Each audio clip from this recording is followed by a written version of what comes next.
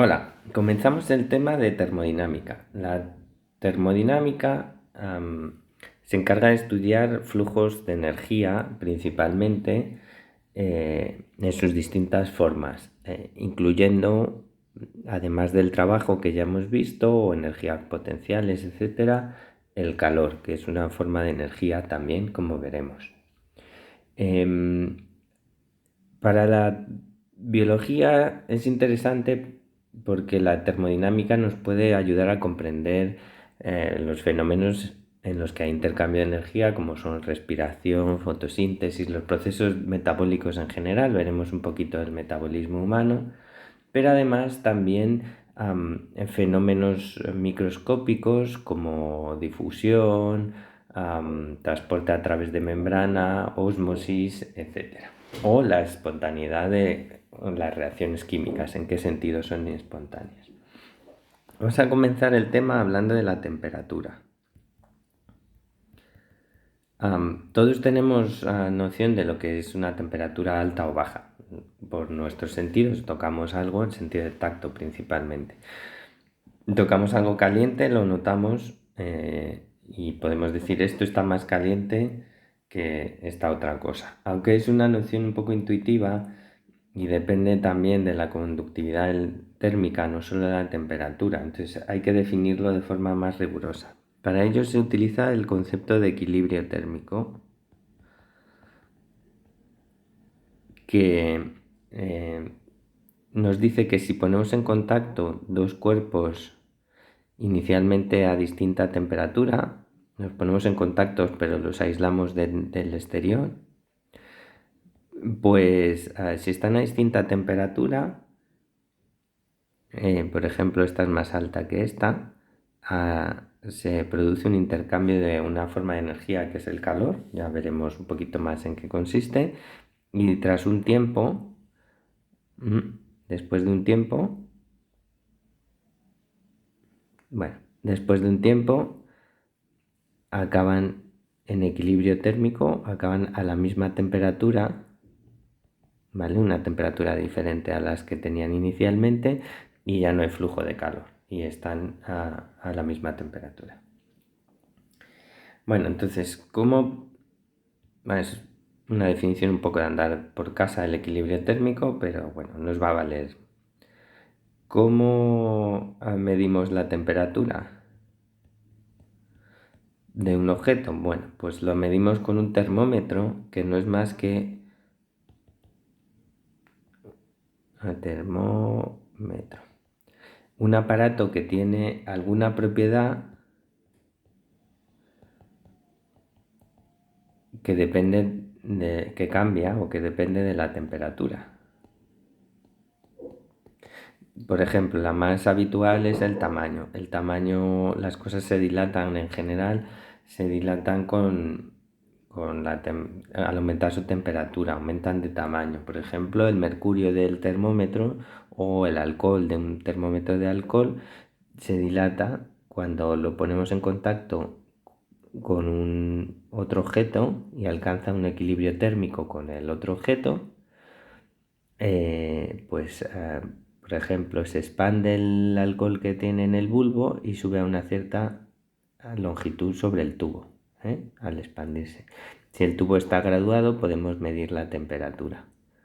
El concepto de equilibrio térmico nos permite decir, cuando esto deja de mover, que la temperatura del objeto que estamos midiendo, por ejemplo, un baño de agua, lo que sea, pues es la temperatura del termómetro. Si esperamos el tiempo suficiente, equilibran sus temperaturas y la temperatura del termómetro la podemos leer. Otra propiedad que varía con la temperatura es la resistencia eléctrica, aunque aún no lo hemos visto, pero esto es la base de los termómetros digitales. Y bueno, por ejemplo, el color de la luz emitida. Esto vale para medir temperaturas de cosas que están, por ejemplo, al rojo vivo o así, pues nos podría dar una indicación de cuál es su temperatura. Para medir, como digo, hay que tener una escala y vamos a utilizar dos escalas en este curso, la escala Celsius y la absoluta. La escala Celsius, os voy a dar una definición también de andar por casa, no muy rigurosa. No es esta exactamente, pero nos va a valer. Para fijar la escala necesitamos fijar dos puntos y fijamos el cero de la escala Celsius en la temperatura de fusión del hielo o del agua a una atmósfera de presión, ¿vale? Metemos el termómetro en agua con hielo que se esté fundiendo y eso lo marcamos como el cero. El otro punto que marcamos es 100 grados, la temperatura de ebullición del agua también a una atmósfera. Hay que fijar la presión porque estos dos puntos dependen de la presión. Entonces, como decía, marcamos el cero en agua con hielo. Vamos a poner los cubitos. Marcamos donde indique esto será el 0 grados, 0 Celsius. Luego lo ponemos en agua en ebullición. Y esto será donde indique el termómetro, serán 100 grados. Aquí, por ejemplo, 100 grados. Y luego, pues dividimos las dos marcas entre el 0 y el 100 en 100 unidades iguales y eso es el tamaño de un grado Celsius, un Celsius. Muy bien. La escala absoluta o Kelvin se basa en esta, en el sentido de que el tamaño del grado es igual, un Celsius es igual a un Kelvin en lo que es el tamaño del grado, es decir, esta diferencia entre dos marcas será también de un Kelvin. Ahora, tienen el cero en distinto lugar, ¿vale? El cero de Celsius es 273,15 Kelvin.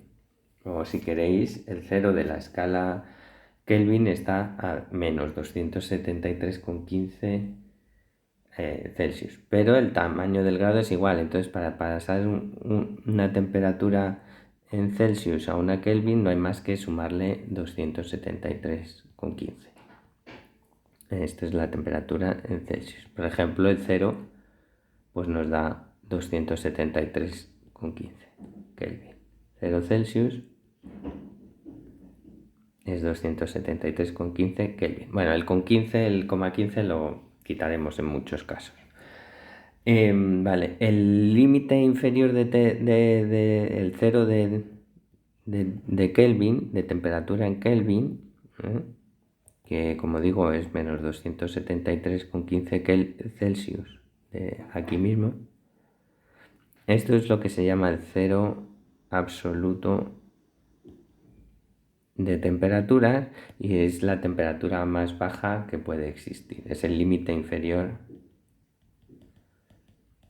de temperaturas, ¿vale? Hay varias evidencias de que esto es el cero absoluto, el límite inferior de temperaturas. Nosotros veremos un poquito las pruebas o de lo que se deduce de los experimentos de gas ideal, nada más.